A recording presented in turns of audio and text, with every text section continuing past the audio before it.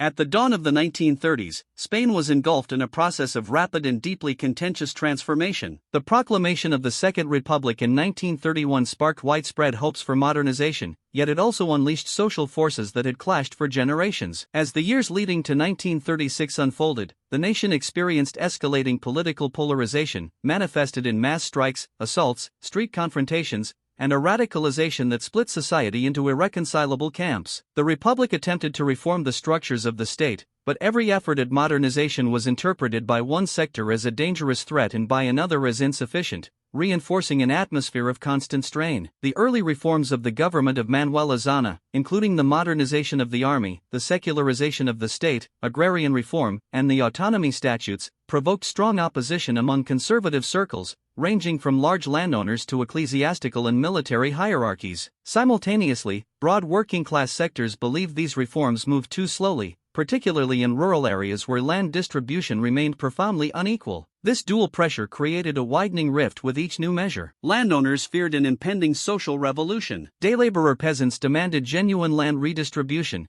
while urban labor movements pressed for swift improvements in wages and working conditions. In 1932, one of the first signs of military rupture emerged with the uprising of General José Sanjurjo, known as the Sanjurjada. Although unsuccessful, it revealed that factions within the army were prepared to halt the Republican course by force. This failed coup was followed by a growing underground conspiracy in key garrisons, while unions simultaneously promoted increasingly radical strikes. The country became a chessboard where every move provoked an immediate counteraction, leaving no space for compromise. By 1933, the crisis reached a critical juncture. The November elections brought victory to the right, grouped around José María Gil Robles Cida, which supported a government led by Alejandro Lerix. The new conservative bloc sought to freeze, if not dismantle, several reforms advanced by the Republican and Socialist coalition. The left interpreted this shift as a betrayal of the Republic's spirit, while the right viewed it as a necessary rescue from what it perceived as revolutionary excesses. The streets turned into a symbolic battlefield. Mass rallies, protest marches, and counter-demonstrations frequently devolved into clashes, injuries, and, at times, deaths. In October 1934, an insurrection erupted that solidified the perception that Spain was entering a phase of escalating violence. The entry of the Cida into government triggered the so-called Asturian Revolution,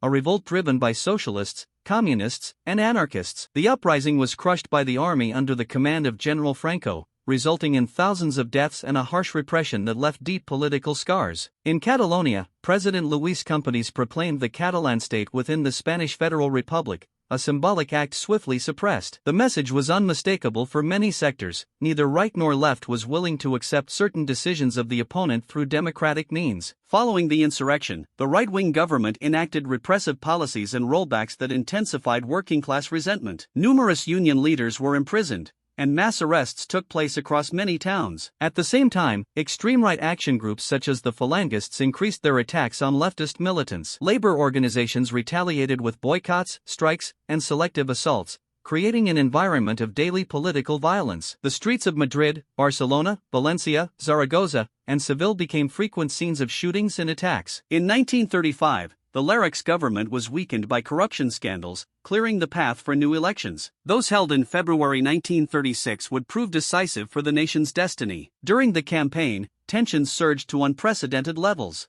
Incendiary speeches, mass rallies guarded by hundreds of militiamen, reciprocal threats, and a climate in which each bloc regarded the other not as a democratic rival but as an existential enemy dominated public life. The heavily politicized press exacerbated the situation. Right-wing newspapers warned of the Bolshevization of Spain, while left-wing media denounced the fascist menace represented by the Cida and the Falange. The election results delivered victory to the Popular Front, a left-wing coalition comprising Republicans, Socialists, Communists, and allied groups. The new government freed the prisoners of the 1934 revolt and resumed the reform agenda. Yet rather than calming tensions, polarization deepened. The Spanish countryside witnessed a wave of land occupations by unemployed peasants. In the cities, clashes between Phalangists and leftist militants became almost routine. In some rural communities, de facto authorities emerged that ignored official institutions, while in others civil guards and right-wing militants responded with force. Between February and July 1936, Spain descended into a spiral of political assassinations. According to historical estimates, more than 200 deaths linked to partisan violence occurred during these months. Among the most consequential incidents was the killing of assault guard Lieutenant José Castillo, a socialist sympathizer, followed by the kidnapping and murder of José Calvo Sotelo, a monarchist leader. This latter crime proved decisive. Sections of the army concluded that the government had lost control and that violence had become a tolerated political instrument. Many previously hesitant officers began to gravitate toward the conspiracy that had been forming for months. At the same time, generals such as Mola, Franco, Gode, and Queipo de Llano secretly coordinated a military uprising intended to restore what they termed order and to halt both labor unrest and the advance of the left. The Republic, meanwhile, struggled to preserve institutional authority amid mounting social pressure. Civil governors warned of their inability to contain the violence, while unions denounced police repression and the actions of fascist groups. In this context, any incident could ignite the final spark, and the military conspiracy advanced, convinced that the situation was untenable. By mid-July 1936, tension had reached its zenith. The final weeks were marked by general strikes in several provinces, attempted attacks on local authorities,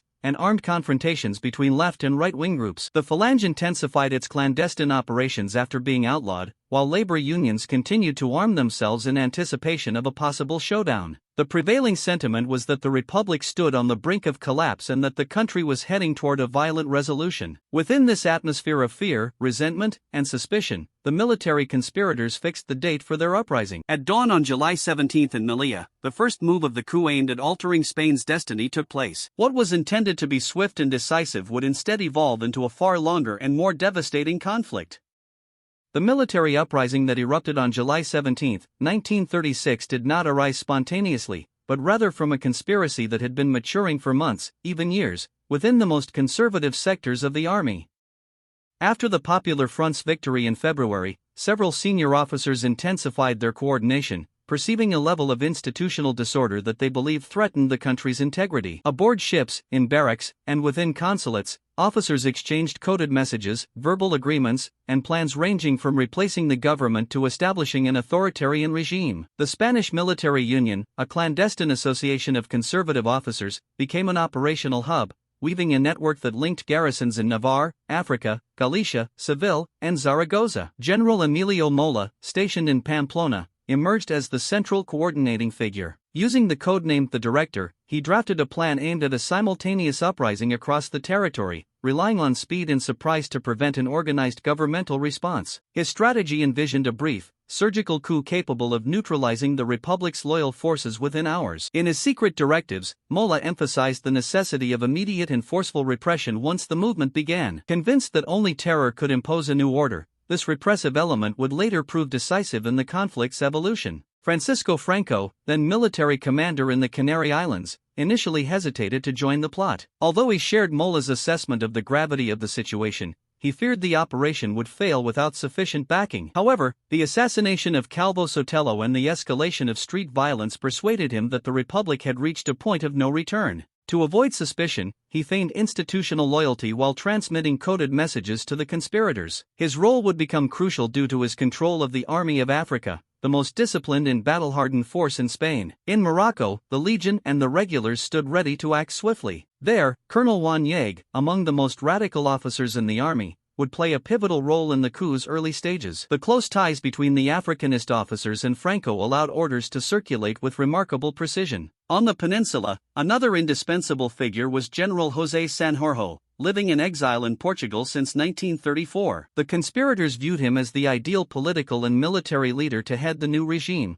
although he would never assume that position. The pre-uprising atmosphere was marked by profound uncertainty. The Republican government, led by Santiago Casares Quiroga, received contradictory intelligence about suspicious movements in several barracks. While some ministers demanded decisive action, Casares Quiroga hesitated, fearing that preventive measures would hasten the very outcome he sought to avert. The executive was aware that segments of the army sympathized with the right, but it underestimated the true scale of the conspiracy. The assault guard and the civil guard were divided, and many civil governors lacked the authority or resources to control the situation. On July 12, the assassination of Calvo Sotelo alarmed the conspirators. For them, the crime confirmed the collapse of public order and justified an immediate coup. Mola issued final instructions ordering the rebellious garrisons to be ready within 5 days, accelerating preparations. In Pamplona, Carlist recruits mobilized in support of the uprising. In Seville, contacts with right-wing civilians were finalized. In Zaragoza, General Cabanellas readied his troops. In Galicia, conservative-aligned commanders awaited the precise moment to act. On the morning of July 17 in Melilla, a group of Africanist officers decided to move several hours ahead of the original timetable. They feared that growing rumors would provoke a government response that might jeopardize the coup's success. At 5 o'clock in the afternoon, the Mala regiment revolted, detained Republican authorities, and declared a state of war. Within hours, Ceuta and Tetuan joined the uprising. Radio stations in Morocco broadcast the news, and the rebellion spread quickly throughout the protectorate. The government, surprised by the speed of events, tried to react, but information arrived in fragments. That same night, Franco made a decision he had been avoiding for weeks. From the Canary Islands, he sent a telegram announcing his adherence to the coup and traveled to the Cape Ub archipelago to assume command of the Army of Africa. On July 18, he broadcast a manifesto justifying the uprising as a patriotic act meant to save Spain from chaos. His words sought to create the impression of an orderly and unified movement, although in reality, the uprising was unfolding unevenly. In the peninsula, the garrisons reacted with mixed results. In Navarre, the coup triumphed immediately thanks to massive Carist support. The same occurred in Galicia, Burgos, Salamanca, and part of Andalusia, where Capodino seized Seville through a combination of cunning, intimidation, and brutal initial repression. In Castile and Leon, the rebels managed to control almost all major cities, consolidating a key territorial bloc for the war's later development. However, in Madrid, Barcelona, Valencia, and Bilbao, the reaction was different. The resistance of forces loyal to the Republic and labor mobilization thwarted the rebels' plans. In Madrid, the Director General of Security ordered the distribution of weapons to labor organizations once it became clear that several garrisons were rising up. Socialist, communist, and anarchist militias quickly seized factories, barracks, and strategic buildings. Rebel troops were neutralized in most critical points, allowing the capital to remain in Republican hands. In Barcelona, the CNT and the FA played a decisive role. After hours of street fighting, anarchist militias stormed the rebellious barracks and defeated the insurgent forces, securing control of the city. In other regions, the situation was more confusing. In Aragon and Extremadura, some garrisons hesitated until the last moment. In Valencia, the uprising failed thanks to the combined action of the assault guard and the unions in Malaga, Granada, and Cordoba. Control was disputed street by street with differing results depending on the city. The final outcome of these initial days was a country split in two, with a fracture line not necessarily corresponding to historical divisions but rather to each side's speed of reaction and the loyalty of military units. Meanwhile, in the Moroccan Protectorate, the Army of Africa reorganized under Franco's command. The Legion and the Regulares had a decisive advantage: discipline, mobility, and firepower superior to most peninsula units. Their transfer to the peninsula, however, was a challenge. The Republican government controlled most of the fleet, making it difficult to cross the strait. It was in this context that Germany and Italy began to intervene decisively, providing planes to transport Franco's troops and ensuring that the Army of Africa could quickly join the war. The uprising, intended to be swift and forceful, turned into a prolonged confrontation. The partial failure of the coup created an unexpected scenario for the conspirators. Instead of taking power in a matter of hours, they found themselves trapped in a war of positions. The Republican government, weakened but still functional, tried to reorganize its forces while the rebel military consolidated key territories. In various towns, civilians joined the fight en masse, forming militias and turning cities into improvised battlefields. The country thus entered an open conflict whose early battles would mark a before and after. And it would be precisely this initial division, with its improvised defenses, disorganized militias, and hurried military maneuvers that would give way to the full outbreak of armed confrontation. The division of the country and the outbreak of the conflict. When the coup stopped being a military maneuver and became an open confrontation, Spain found itself divided into two territories that did not respond solely to geographic logic, but to the speed, forcefulness, and loyalty with which different garrisons reacted during the first days. On July 18 and 19, 1936, While some cities fell under rebel control with almost no resistance, others improvised defenses to halt the military advance and maintain republican legality. This initial fragmentation determined the structure of the conflict. The Republic kept most major urban and industrial centers, while the rebels took control of wide rural areas in the interior and the north, as well as strategic corridors for future military operations. The resulting map was not static but dynamic and changing. In the north, the Nationalists secured Navarra, Castilla, Leon, and Galicia, creating a continuous strip that allowed them to coordinate operations through conservative territories with well-armed traditionalist groups such as the Carist Requates. In contrast, the Republic maintained control of Madrid, Barcelona, Bilbao, Valencia, and most of the Mediterranean coast, which guaranteed access to the sea, vital industries, and a mobilized urban base. And was split. Sevilla, Cádiz, and Córdoba fell on the nationalist side, while Malaga and Cayenne remained Republican. Aragon was divided irregularly, and Extremadura became a contested corridor key to connecting or isolating entire regions. In many towns and cities, the reaction did not depend solely on military presence, but on the local political balance. In places where left-wing unions and parties were strongly established, the population mobilized quickly, erecting barricades, attacking rebel barracks, and arming themselves with anything available. Seized weapons, agricultural tools, and even dynamite from nearby mines. In cities like Madrid and Barcelona, popular pressure was decisive. The working masses prevented rebel forces from taking key positions, halting their initial offensive. In contrast, in Burgos, Salamanca, or Valladolid, the widespread sympathy for the right allowed the rebels to consolidate control with hardly any popular resistance. The Republic, surprised by the scope of the uprising, had to reorganize its forces urgently. The government, aware that a large part of the army had joined the coup or was internally divided, authorized the distribution of weapons to workers' organizations. Thus emerged the first militias, improvised columns of anarchists, socialists, communists, and republicans marching toward the most vulnerable fronts. Their enthusiasm partially compensated for their lack of military discipline. But this spontaneity also created problems of coordination, logistics, and command, which would become evident in the following weeks. Meanwhile, the rebels consolidated a unified command from Burgos, which quickly became the de facto capital of the nationalist side. General Mlur directed operations in the north.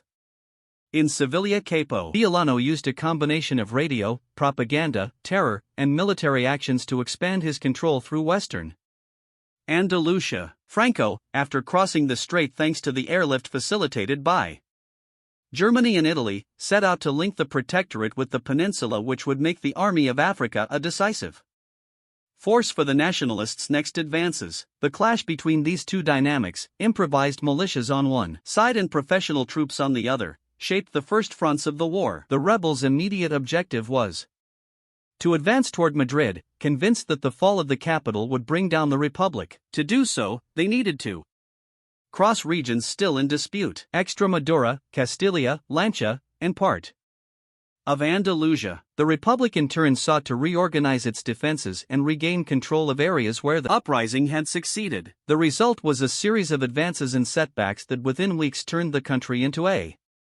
vast and shifting battlefield. In Extremadura, Republican columns from Madrid and Valencia attempted to stop the advance of the African troops. The militias, however, lacked heavy weapons and military discipline, which made them vulnerable to the regular and legionnaires trained for fast and forceful combat. Villafranca de los Barros, Mérida, and Badajoz became scenes of confrontations that revealed the brutality of the conflict. The capture of Bad in August 1936, commanded by Yeg, resulted in one of the war's most remembered massacres and secured a strategic connection between the north and south of rebel territory. In the north, the Basque Country and Aureas remained loyal to the Republic but isolated from the central zone. They organized defense councils and mobilized both workers' militias and disciplined battalions. Aware of their precarious situation, Basque industry, especially its arms factories, became crucial for sustaining the Republican war effort. In Aureas, miners experienced in the use of Explosives since the 1934 uprising played a key role in defending access to the region. In Catalonia, the popular victory over the rebel military opened space for a social revolution that transformed both urban and rural life. Factories, transportation, and land were collectivized by anarchists and socialists, creating an atmosphere of revolutionary euphoria that coexisted with military urgency. Catalan militia columns marched toward Aragon, intending to retake Zaragoza, one of the rebels' strongest strongholds. However, the lack of coordination between various political and military factions hindered these operations, which progressed slowly and with significant logistical difficulties. The Republican government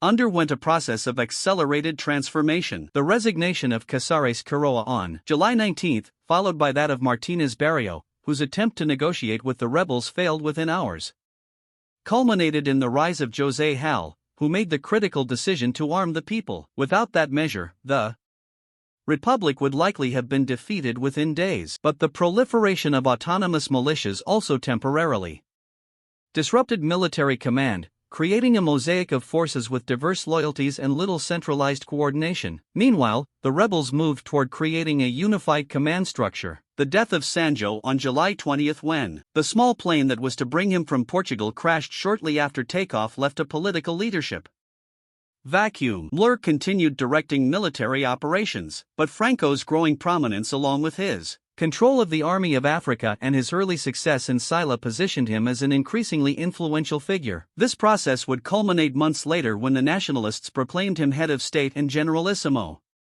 consolidating a single command that would have decisive consequences for the war. In Madrid, the situation was chaotic. Thousands of volunteers arrived at barracks asking for weapons. Unions formed committees to control neighborhoods, stations, and factories, and the government tried to maintain a functional state structure while reorganizing an almost dismantled army. The first weeks were marked by constant rumors of imminent attacks, raids against alleged conspirators, disappearances, and extrajudicial executions carried out by uncontrolled groups, especially in the most turbulent days of the summer. The Nationalists, aware of the symbolic and strategic importance of the capital, focused their efforts on advancing from the south. After taking Badaj, the Army of Africa continued toward Madrid, rapidly occupying towns and cities and applying immediate repression in every locality. This advance spread terror among the Republican population and produced a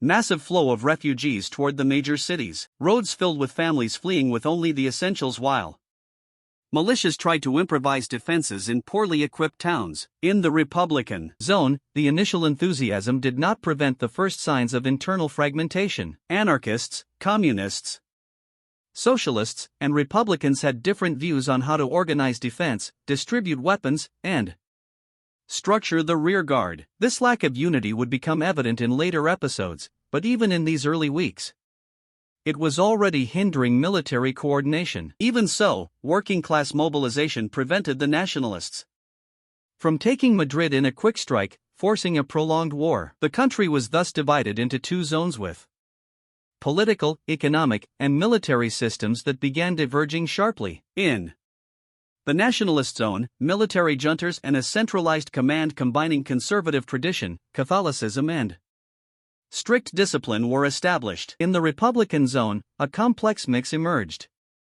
A weakened state, popular militias, and revolutionary experiments, especially in Catalonia and Aragon. This divergence would shape the evolution of the war and create internal tensions with decisive consequences. International intervention. The Spanish Civil War from its earliest weeks ceased to be a purely internal conflict and became a stage where European powers projected their ideologies, strategic interests, and fears about the political future of the continent. What had begun in July 1936 as a military uprising against a legitimate government immediately turned into a war laboratory where dictatorships and democracies tested their strength, tried out weapons, and measured the resistance of potential adversaries. European ideological polarization made Spain a testing ground for the tensions that would lead to the Second World War. The intervention of Nazi Germany and Fascist Italy was decisive from the outset. Adolf Hitler Informed of the uprising through nationalist envoys and diplomatic contacts, saw in the Spanish conflict an exceptional strategic opportunity. Spain could become a key geographic ally, controlling the western access to the Mediterranean and providing a base to influence France. Moreover, the Führer viewed Spain as an ideal setting to test new aerial warfare tactics and refine weaponry that would later be used in Europe. Within days, Germany organized the dispatch of the first contingent of June's Ju-52 transport aircraft to facilitate the airlift between Morocco and the peninsula, enabling the transfer of the Army of Africa, the backbone of Franco's forces. Shortly afterward, the first combat aircraft of the future Condor Legion arrived, an expeditionary force composed of pilots, technicians, and German anti-aircraft units. Although their presence was initially limited, their impact would be enormous. The Condor Legion not only provided air superiority for the Nationalists, but also introduced tactics that would change modern warfare: dive bombing, targeted attacks on civilian infrastructure, and trials of mixed squadron formations. For Hitler, Spain became a military school where the Luftwaffe could experiment without the diplomatic constraints a direct conflict with a major European power would entail. Mussolini's Italy, for its part, intervened with equal determination, but with its own objectives. The Duce saw the Spanish conflict as an opportunity to expand his influence in the Western Mediterranean and demonstrate Italian supremacy within European fascism. Within weeks, Italy sent aircraft, light artillery, armored vehicles, and thousands of soldiers. The Corpo Truppe Volontarie, officially formed by volunteers but largely composed of regular military personnel, took part in major operations from 1937 onward and exceeded 70,000 troops throughout the conflict. Their presence was notable on key fronts such as Guadalajara and Malaga. Although their military performance did not always match fascist ambition, German-Italian intervention was not limited to military aid. Both regimes sent advisors to reorganize the nationalist command structure, establish repressive practices, and coordinate propaganda. Foreign support allowed Franco to consolidate an image of strong leadership, paving the way for his later appointment as Generalissimo and head of state. The steady supply of weapons, fuel, ammunition, and specialized technicians ensured that the Nationalists maintained an accumulating advantage that would prove decisive as the war continued. Meanwhile, the Republic desperately sought help, aware that it could not face two fascist powers providing unlimited assistance to the rebels. However, it encountered an unfavorable diplomatic landscape. France, under the Popular Front government led by Léon Blum, sympathized ideologically with the Republican cause and initially considered sending weapons, but internal pressures and fear of triggering a wider European conflict led Paris to back down. The United Kingdom, guided by a policy of non-intervention intended to prevent a domino effect in Europe, strongly opposed any aid to the Republic and pressured France not to intervene. This stance, presented as neutrality, effectively favored the nationalist side. In August 1936, the Non-Intervention Committee was created, under British initiative supposedly to prevent foreign powers from sending weapons to either side. More than 20 countries signed the agreement, but while Germany and Italy openly ignored the ban and continued sending arms, the committee became an obstacle for the Republic. Every attempt to acquire aircraft, tanks, or rifles was blocked, delayed, or confiscated in foreign ports. The international imbalance was evident. The Nationalists received direct, sustained, and well-organized support, while the Republic had to resort to clandestine channels, fragmented purchases, and complex diplomatic maneuvers. Faced with this blockade, the Soviet Union became the main ally of the Republican government. Stalin, though initially reluctant, decided to intervene when he realized that Franco's victory would strengthen Hitler and Mussolini. He also saw Spain as an ideal terrain to expand Soviet influence and test modern weaponry. In October 1936, the first shipments of T-26 tanks, Polikarpov aircraft, and Soviet military advisors arrived. These specialists played a crucial role in reorganizing the Republican Army, turning scattered militias into more disciplined and coordinated units.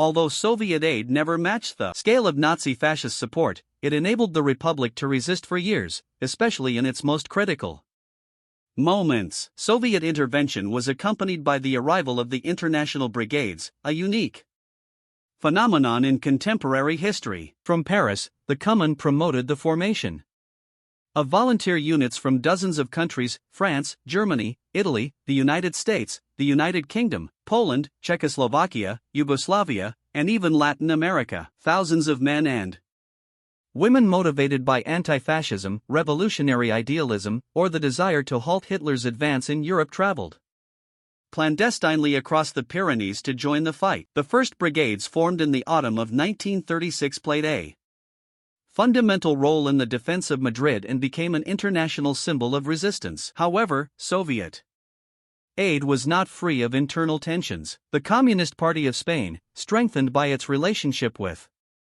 Moscow, adopted a strategy of military centralization and strict discipline that clashed with anarchists and socialists of more decentralized leanings. The USSR also used its influence to shape internal Republican politics according to its interests, provoking tensions that would erupt violently during the events of May 1937.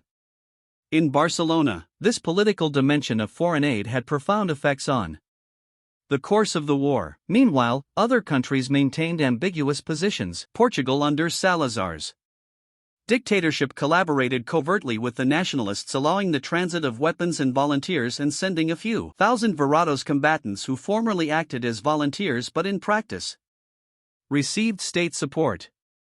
Mexico, on the other hand, became one of the few countries that openly supported the Republic, sending weapons supplies and receiving thousands of exiles. Its assistance, though limited compared to the Soviet contribution, had important symbolic value and helped sustain a government increasingly isolated. The war thus became an internationalized conflict in which the major powers of the 20th century participated directly or indirectly. The Nationalists received constant, coordinated, and massive support from Germany and Italy. The Republic depended on the USSR and the international brigades, while Western democracies maintained a neutrality that in practice further unbalanced the conflict. This inequality in resources, advisors, and logistics would soon become evident in the major military operations beginning around Madrid, which would define the pace of the war. As the conflict progressed, foreign presence ceased to be an external element and became an integral part of both sides' strategies. Spain's skies filled with German, Italian, and Soviet aircraft.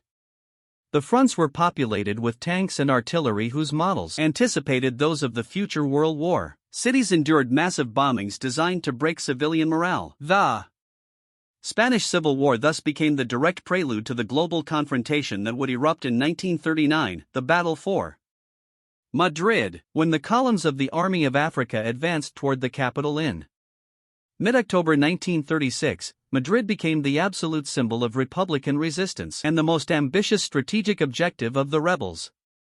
The city, with more than 1 million inhabitants, was the political, administrative, and emotional center of the Republic.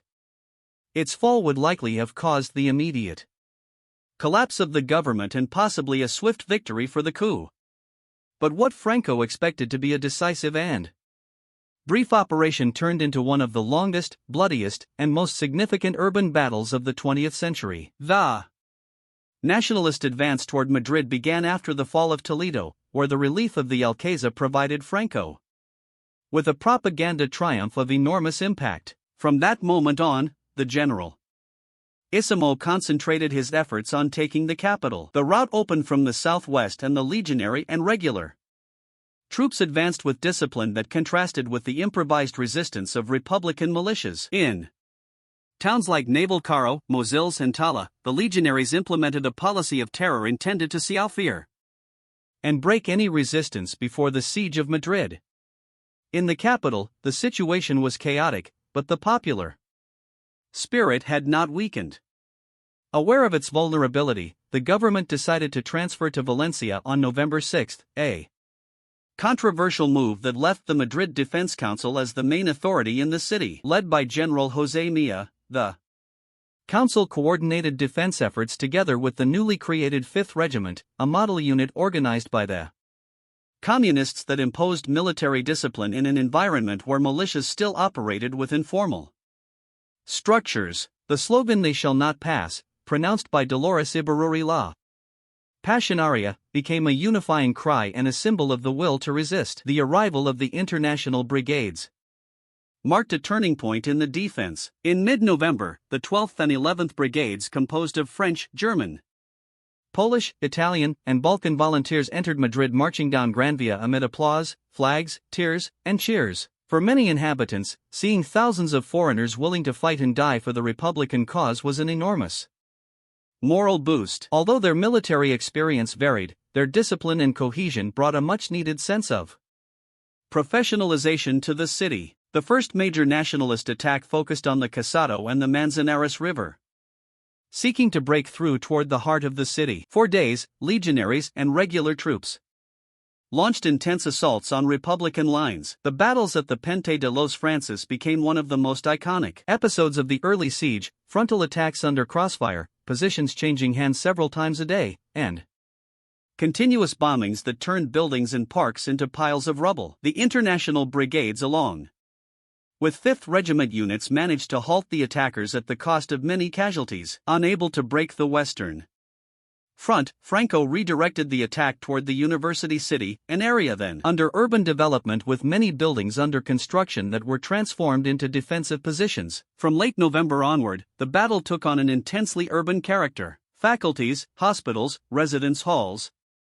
and university corridors became improvised trenches. Combatants fought classroom by classroom, staircase by staircase, using desks as barricades and underground passageways as communication routes. The Casada Velázquez, the Clínico, and the Faculty of Medicine witnessed particularly fierce fighting where gains were measured in mere meters. The Nationalists expected the material and tactical superiority of the Army of Africa to be decisive in an urban environment, but reality proved different. Narrow streets, ruined buildings, and Republican determination cancelled out their initial advantage. The African columns found themselves exposed to sniper fire, surprise counterattacks, and ambushes in which militias familiar with the terrain made use of every corner. The war of attrition favored the Republic, which received new reinforcements and was better positioned to defend inside the city than to launch external offensives. Propaganda played a central role during those days. Capo Dino broadcast daily radio speeches from Sevilla, predicting the imminent fall of Madrid and issuing threats against the population. In response, Republican radio exalted the resistance and celebrated every counterattack, no matter how small. This psychological war sought to break the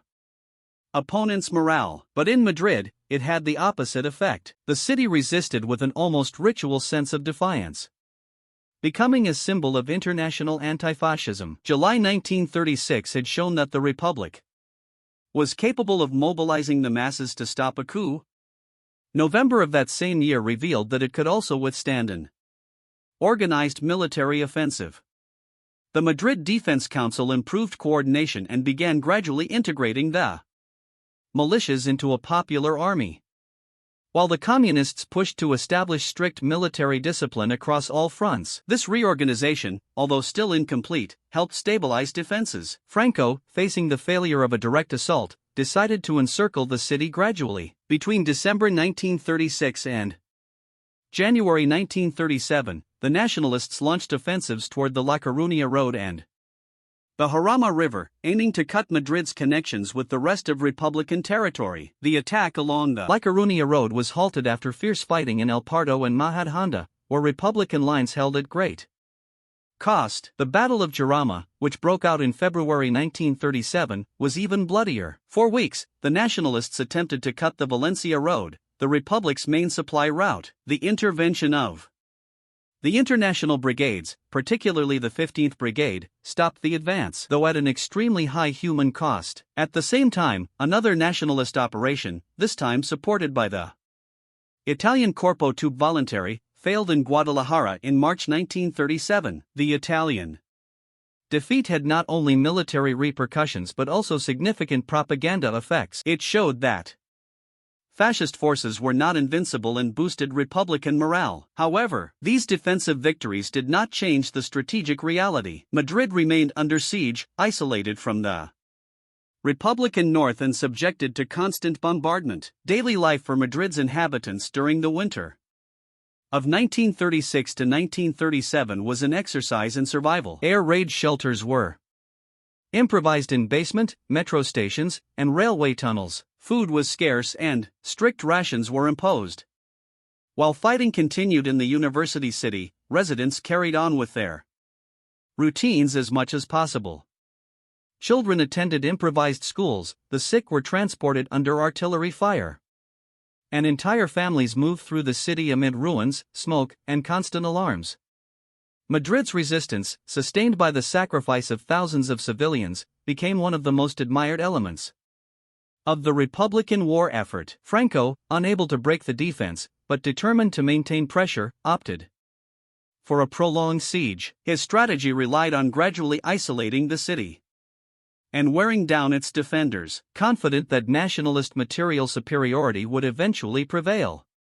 The Republic in turn transformed the defense of Madrid into a political and moral symbol, aware that its fall would have devastating effects both on the war and on the international perception of the conflict. The major military campaigns after the resistance of Madrid in November 1936, the war entered a phase of large-scale military campaigns that would define the evolution of the conflict. Both sides understood that the capital, although symbolically central, would not fall through a quick frontal assault. For this reason, the objective became the gradual destruction of the enemy's military capacity in open fronts where mobility, heavy weaponry, and logistics would be determining factors. Between 1937 and 1938, some of the bloodiest and most extensive battles of the war took place: Jarama, Guadalajara, Brunete, Teruel, and the decisive battle of the Ebro. These battles revealed the growing professionalization of the Republican Popular Army, but also the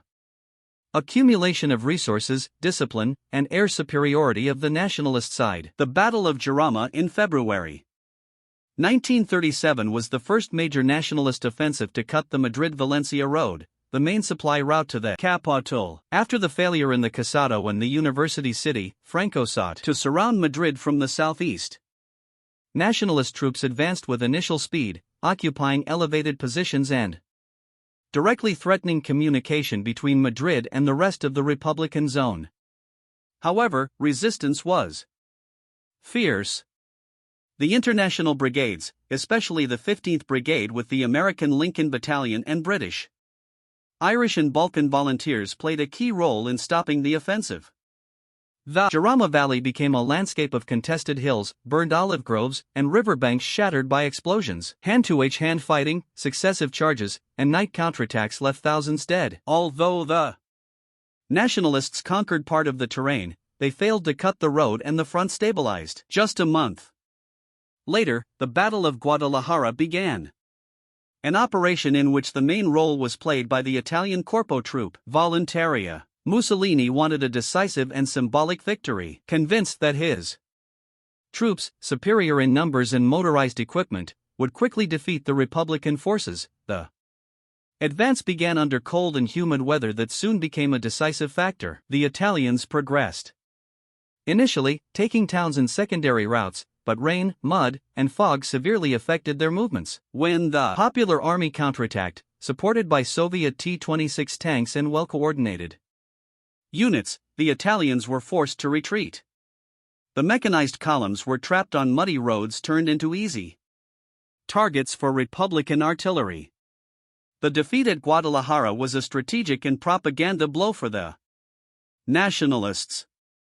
For the first time, a fascist offensive was clearly defeated in open field. It also strengthened the Popular Army's confidence in its ability to resist and reorganize. The next major Republican operation took place in Brunete in July 1937. After months on the defensive, the Republic decided to take the initiative with an offensive intended to relieve pressure on Madrid by forcing the nationalists to withdraw troops from the north. The operation began with a rapid advance. Republican forces took Brunete and several nearby towns, surprising the nationalist positions. Tanks, anti-tank guns, and Republican aviation were deployed in coordination with Popular Army units more disciplined than in earlier phases of the war. However, the nationalist counterattack was devastating. The Condor Legion, better equipped and with air superiority, systematically bombed Republican positions, while infantry and artillery units retook ground.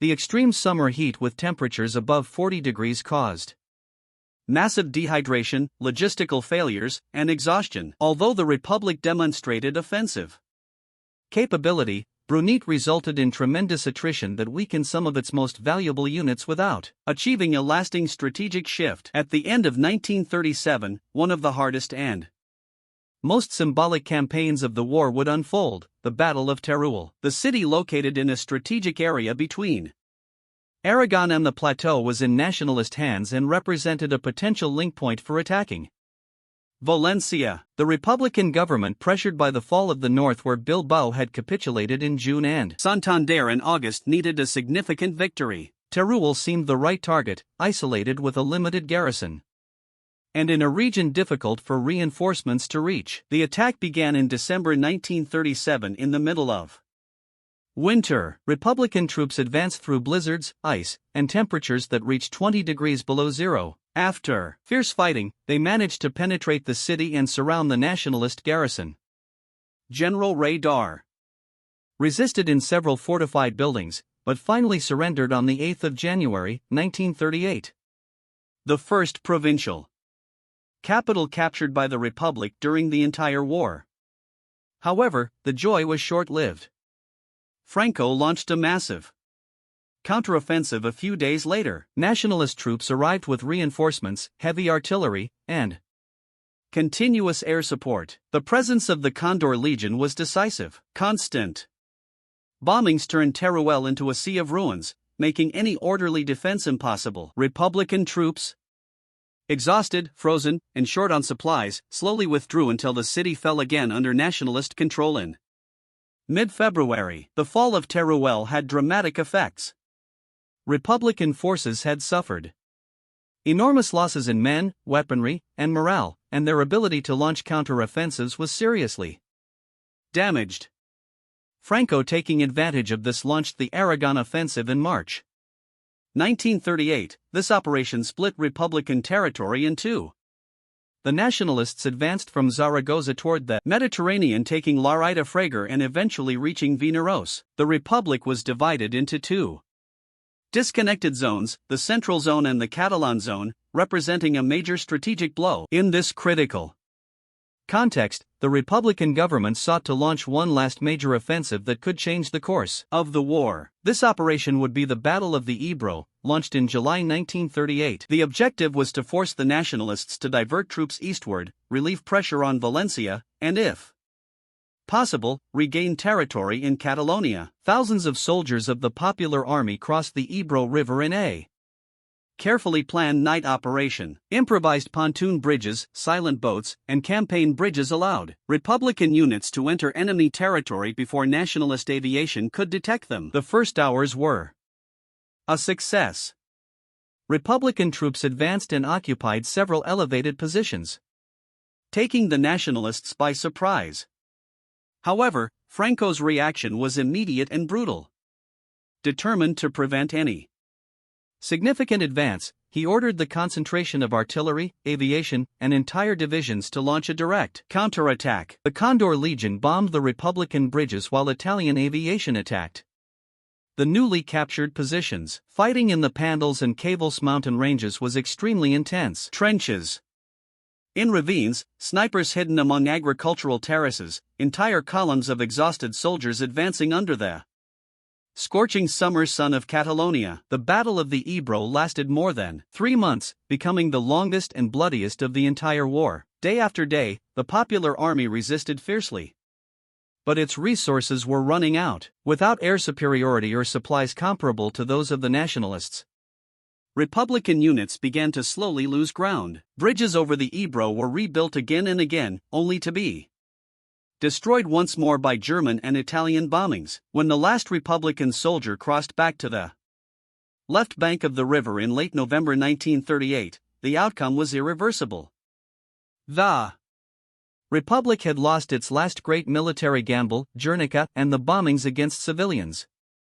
At the beginning of 1937, the Civil War had entered a phase in which aviation, until then secondary in European conflicts, began to gain unprecedented prominence. Both Germany and Italy used Spanish territory as a testing ground for aerial tactics that they would later apply in the Second World War. For the civilian population, this meant the emergence of a new type of violence: systematic bombings, dive attacks, and the destruction of entire cities from the air. Among all these episodes, the most emblematic and devastating would be the bombing of Guernica on April 26, 1937. Immediately transformed into a universal symbol of modern terror, the Basque region was strategic for the Nationalists. After the fall of Madrid, as an immediate objective, Franco concentrated his efforts on the northern front. Bisque, Santander, and Orius. Basque industry was vital for the Republican war effort. In addition, its geographical isolation made sending reinforcements difficult. In this context, Guernica, a small city of great symbolic importance to the Basque people, was located near the front line. It was not an essential military target, but its destruction sought to break Basque morale and facilitate the advance on Bilbao. The Condor Legion and the Italian Legionary Aviation had intensified their operations in the north since March. The German command saw in Spain an opportunity to practice new tactics, especially the combination of carpet attacks and bombings in successive waves. Guernica presented itself as an ideal setting, a small city with wooden buildings connected by strategic bridges and located in a corridor that the Nationalists wished to control. The civilian population could not imagine the magnitude of the attack that was about to come. On Monday, April 26th, Market Day, hundreds of people crowded the streets of Guernica coming from nearby towns. At 4:30 p.m., the first planes appeared in the sky. German Heinkel 111 and Dornier Do 7 bombers, escorted by Mesmet fighters. Their first action was to cut off the exits by bombing the access roads and highways. Immediately afterward came the second wave with incendiary and explosive bombs falling at regular intervals designed to destroy buildings and cause massive fires. For more than 3 hours, the city was attacked without interruption. The combination of explosive and phosphorus bombs created an urban inferno. The wooden houses burned easily, the streets filled with smoke, shrapnel, and rubble. Entire families were trapped under collapsed buildings. German fighters flying at low altitude strafed civilians fleeing into the open countryside, multiplying the panic. When the attack finally ended, Guernica was a smoking ruin.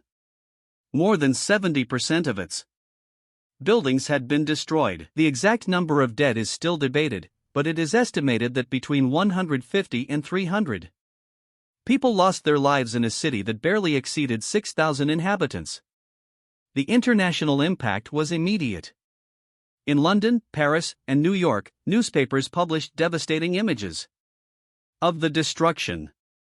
British journalist George Steer, present at the site shortly after the attack, wrote reports that revealed the truth about the bombing. Guernica had been deliberately attacked to terrorize the civilian population. His report, published in the Times and the New York Times, disproved the nationalist version, which tried to justify the destruction by attributing it to a supposed fire started by the Republicans themselves. That propaganda strategy failed. The evidence was too overwhelming. Guernica quickly became a universal symbol, consolidated soon after, when Pablo Picasso, shocked by the news, painted his most famous work. Although the canvas is not part of the military conflict itself, its symbolic power amplified the international denunciation of the bombing. For millions of people, the painting represented the suffering of Spanish civilians and turned the Basque city into an icon of 20th-century anti-militarism. But Guernica was not an isolated case. From the early months of the war,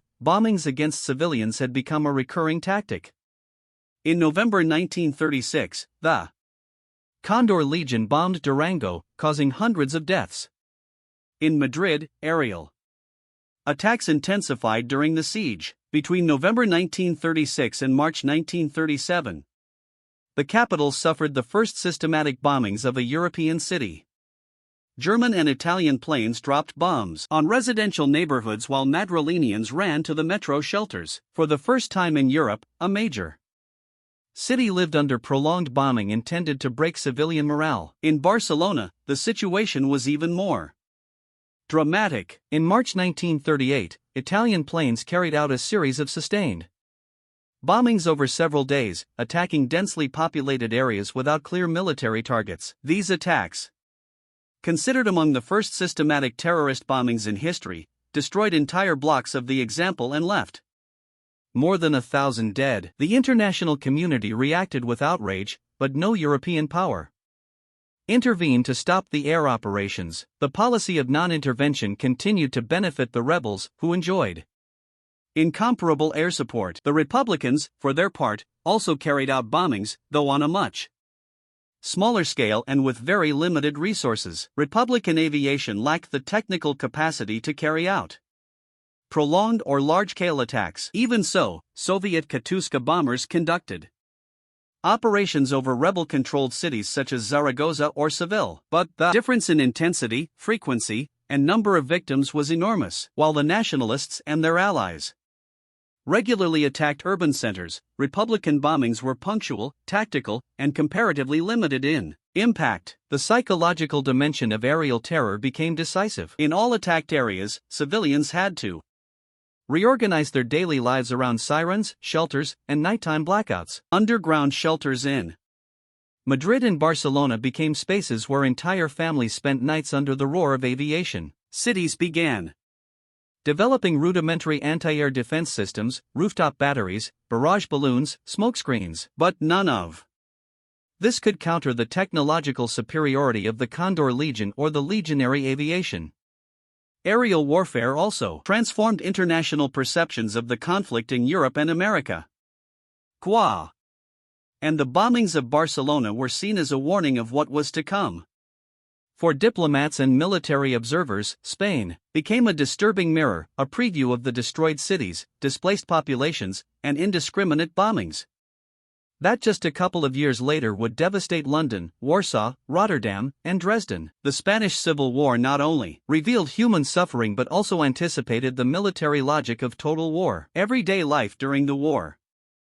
While major military operations advanced across Spain's fronts, the civilian population lived a parallel reality, marked by shortages, fear, and constant adaptation to an environment that had left behind any sense of normality. The Spanish Civil War was not only a conflict between armies, it was above all a social drama that transformed customs, work, food coexistence, and the very structure of daily life. In both the Republican and Nationalist zones, ordinary people had to reorganize every aspect of their existence according to the war. Although internal dynamics in each zone led to different experiences. In the Republican zone, especially in large cities such as Madrid, Barcelona, and Valencia, the massive arrival of refugees became one of the greatest social challenges. People from towns devastated by war or from areas threatened by nationalist offensives fled with whatever they could carry: blankets, cutlery, family photographs, clothing, train stations filled with exhausted families seeking improvised accommodation in schools. Convents turned into shelters and requisitioned public buildings. The demographic pressure increased scarcity, accelerated rationing, and forced the government to allocate limited resources to humanitarian assistance. Food supply became one of the most critical issues in Madrid. During the siege, the queues in front of shops were endless. Ration cards set strict amounts of bread, oil, rice, or legumes, and even so, they were often insufficient. Families learned to stretch scarce ingredients through improvised substitutions. Soups made with nearly bare bones, Corrie coffee, bread mixed with low-quality flours. At times, convoys arrived from Valencia or Almeria with provisions, but bombings and the destruction of roads complicated logistics. Women, mostly responsible for obtaining food, traveled through entire neighborhoods in search of black markets or vendors offering something beyond the official ration. In Barcelona, the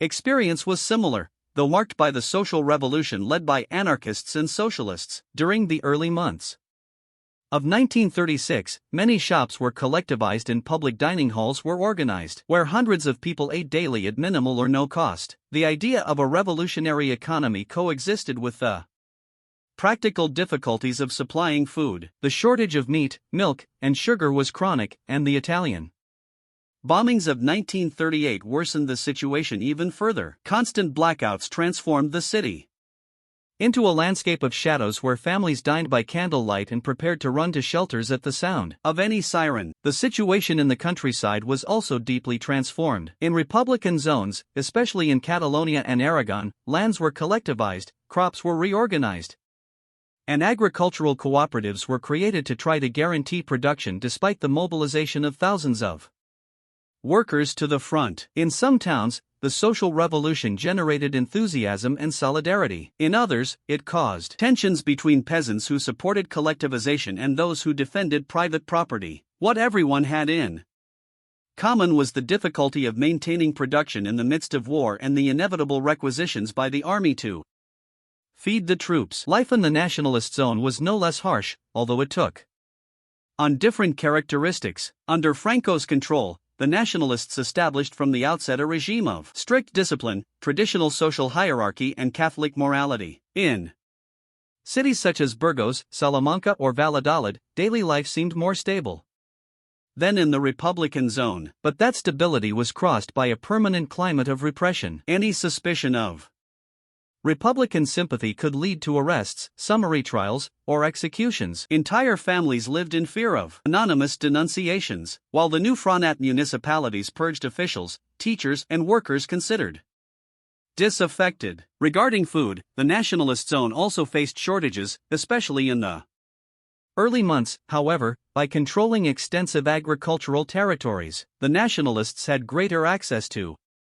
wheat, livestock, and basic products. Nazi Germany and Fascist Italy sent food, along with weapons, which helped sustain supplies in key regions. Even so, rationing existed, and in cities such as Seville or Zaragoza, long lines also formed to obtain bread, oil, or potatoes. Many families had to resort to bartering, clothes in exchange for chickens, furniture in exchange for corn, valuables traded for flour. Fear was a common denominator. Nationalist bombings over Madrid and Republican bombings over Zaragoza generated constant anxiety. In the nationalist zone, public executions and forced disappearances created a climate of mandatory silence. In the Republican zone, the pacos and detentions carried out by uncontrolled groups, especially at the beginning of the war, spread uncertainty among sectors accused of sympathizing with the rebels. In both sides, the civilian population lived in a state of permanent vigilance. Repression in the rearguard took multiple forms. In the nationalist zone, war councils were organized to judge teachers, journalists, union members, or peasants under charges of rebellion, Marxism, or atheism. In the Republican zone, the checkers, improvised detention centers were administered by militias or parties, and in them, suspects of conspiracy were interrogated and in some cases executed. These dynamics were not identical in scale or organization, but they shared a central element. Daily life was permeated by politics, and any gesture could be interpreted as alignment with one side or the other. Education also suffered a radical transformation. In the Republican zone, many children attended classes in basements, shelters, or improvised courtyards.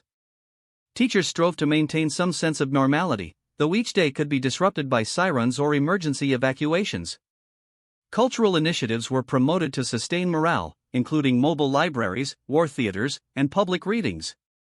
In contrast, in the nationalist zone, education came under strict religious and military supervision. Curricula were infused with Francoist propaganda and Catholic moral teachings, with content designed to promote obedience, patriotism, and discipline. Public health suffered severely. Overcrowded hospitals, medicine shortages, and outbreaks of diseases such as typhus and tuberculosis were common in both zones. Women played a vital role as nurses, organizers of dining halls, and caregivers for refugees. Children, especially vulnerable, endured malnutrition, respiratory illnesses, and psychological trauma caused by constant bombing. The Red Cross, humanitarian organizations, and foreign medical personnel attempted to alleviate the crisis, but their impact was limited by the scale of the conflict. Despite these hardships, life persisted. In Madrid, couples married in air raid shelters. In Barcelona, musicians staged clandestine concerts. In rural areas, peasants continued to farm despite the threat of bombings. Creativity and resilience appeared in small acts, children playing in sandbagged courtyards, blankets sewn from recycled scraps,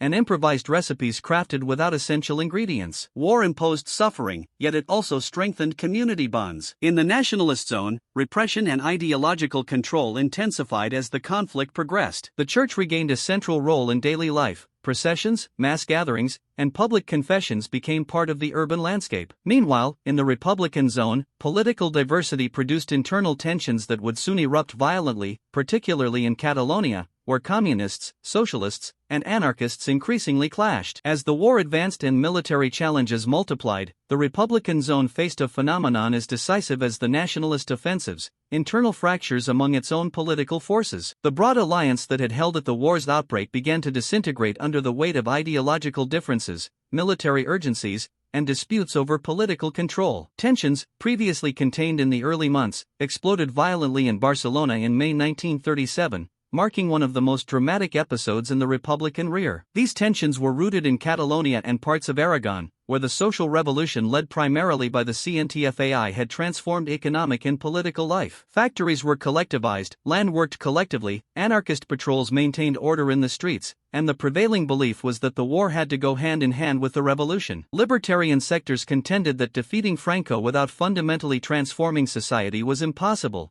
defending militia autonomy and collectivization as essential to sustain the war effort. In contrast, the Communist Party of Spain and its Catalan branch, the PSUC, advanced a different vision. Victory was the absolute priority, and profound social transformation had to be postponed. Admirers of Soviet discipline and supported by the USSR, the Communists pushed for a unified, hierarchical, professional army, arguing that revolutionary actions weakened military capability and fostered disorder. Victory first, revolution later. The socialists were divided. One faction, led by Indalecio Prieto, agreed with the communists on the need for centralization, while another, following Largo Caballero, sympathized with coexisting alongside the social revolution, albeit with reservations. Left-wing Republicans sought to preserve institutional balance, which was crumbling as the war intensified. In Catalonia, the Generalitat, presided over by Luis Companys, attempted to coexist with the rising power of anarchists, who had controlled much of the economy and public security since the summer of 1936. The Public Order Council was effectively subordinate to libertarian patrols, rendering state authority largely symbolic. This duality generated ongoing tensions between the autonomous government and the CNTFAI, exacerbated as Catalan communists gained influence with Soviet backing. By late 1936 and early 1937,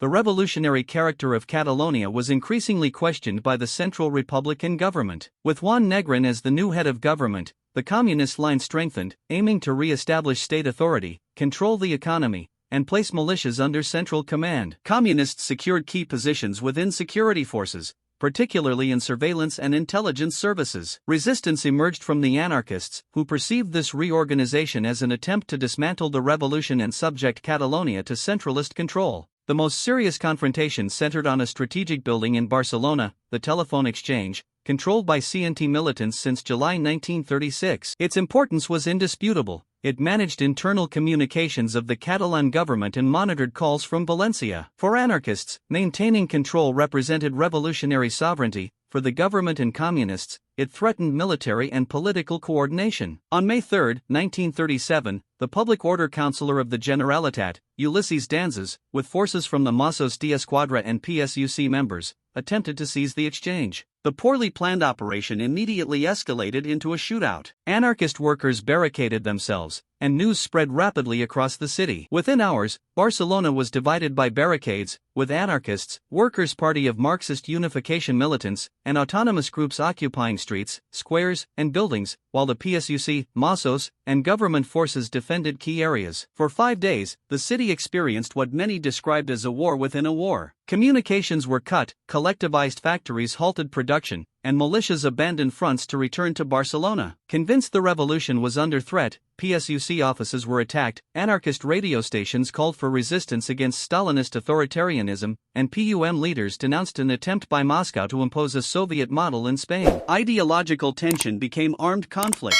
The central government sent ministers of the Navy and Air Force, Indalecio Prieto, and later Carabineros and assault guards, to restore order. Companies attempted mediation, aware that total fracture would destroy Catalan resistance. By May 8, a fragile agreement was reached, anarchists removed some barricades, and public order forces partially regained control, though the damage was done. The political consequences were immediate. Largo Caballero, who had tried to maintain balance among left-wing factions, resigned on May 17, marking the definitive triumph of the communist line within the Republican government. Negrin assumed office, pursuing centralization, military discipline, and alignment with the Soviet Union. For anarchists, this was devastating. For PUM Trotskyists, it marked the beginning of the end. By June, PUM was outlawed, its leader Andrei Nin arrested and later murdered. Silent repression, largely executed by intelligence services linked to the USSR, eliminated revolutionary opposition within the Republican zone. The events of May 1937 left deep wounds.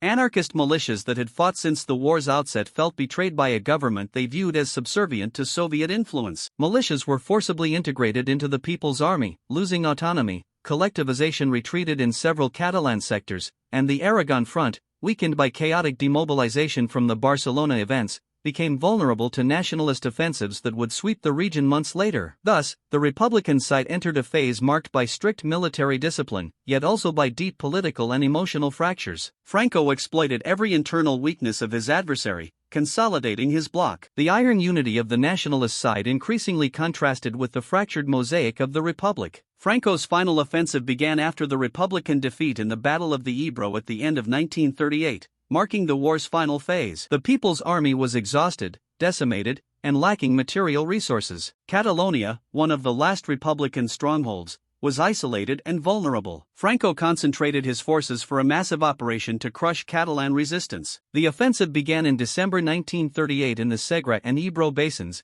areas of prolonged combat. Nationalist forces, reinforced by heavy artillery, motorized units, and German and Italian aviation, advanced in disciplined columns, breaking Republican lines. The exhausted People's Army could offer only limited resistance. By early January 1939, Republican positions collapsed, forcing a disorganized retreat into Catalonia's interior. The fall of Lleida and surrounding areas made clear that Catalan resistance was crumbling. Nationalist aviation bombed railways, roads, and bridges, leaving entire cities without electricity, communications, or coordinated defense. The Condor Legion relentlessly attacked refugee columns, military vehicles, and fleeing populations. Republican forces, lacking fuel and ammunition, disintegrated into scattered groups. A massive civilian exodus toward France ensued, with hundreds of thousands fleeing, creating chaos on Catalonia's roads under winter rain and bombings. On January 15, nationalist forces entered Tarragona. On January 22, Negrin and Republican leaders abandoned Barcelona due to imminent fall, with the Generalitat moving toward the border. On January 26, 1939, nationalist troops entered Barcelona with minimal resistance. The city, a major industrial and cultural hub, had endured bombings, starvation, and internal strife for years. Now, Francoist control was established, Republican flags removed, Francoist insignia raised, and a new political and military order imposed. The offensive continued to Girona and Figueres, where the last Republican Cortes convened under clandestine conditions amid bombardment. By February 5, 1939, the final fighters crossed the Pyrenees. France, overwhelmed, interned most refugees in improvised camps such as Argils, Saint-Cyprien, and Gers, where thousands endured extreme cold, hunger, and disease. The fall of Catalonia left the Republic militarily and diplomatically isolated. Western democracies recognized Franco's government in late February 1939. Marking a decisive turning point. Soviet support dwindled after Ebro, and Mexico lacked capacity to influence the war. Remaining Republican territories, Levant, the Central Zone, and Madrid, were in terminal decline. Morale plummeted, supplies were scarce, and the People's Army lost operational capacity. Political disorder escalated in Valencia. The National Defense Council in Madrid, led by Colonel Casado, criticized Negrin's government for prolonging a lost war. Casado, supported by moderate socialists, anarchists, and part of the army, launched the Casado coup on March 5, 1939, to depose Negrin and negotiate a separate peace. Fighting between pro-communist and Casadista forces raged for days, worsening Republican disorganization. Negrin, sheltered at the Monavar air base, recognized the Republic's internal collapse. Franco demanded total and unconditional surrender, advancing through Levant and the Central Zone without meaningful resistance. El Anti, one of the last Republican ports, became overcrowded with refugees, many detained and sent to Francoist concentration camps. The final offensive toward Madrid left the city defenseless. Franco's troops occupied strategic positions with minimal opposition, confronting a population exhausted by 3 years of devastation. On March 28, Madrid officially fell. Mass arrests, purges, confiscations, and strict controls began immediately. Within days, all remaining Republican territory was under Franco's control. On April 1, 1939, Franco signed the final war report. The Red Army has been captured and disarmed. National troops have achieved their final military objectives. With this announcement broadcast nationwide, the Spanish Civil War officially ended, a conflict spanning nearly 3 years, leaving a devastated territory, traumatized population, and a massive refugee crisis that would shape Spain's history for decades.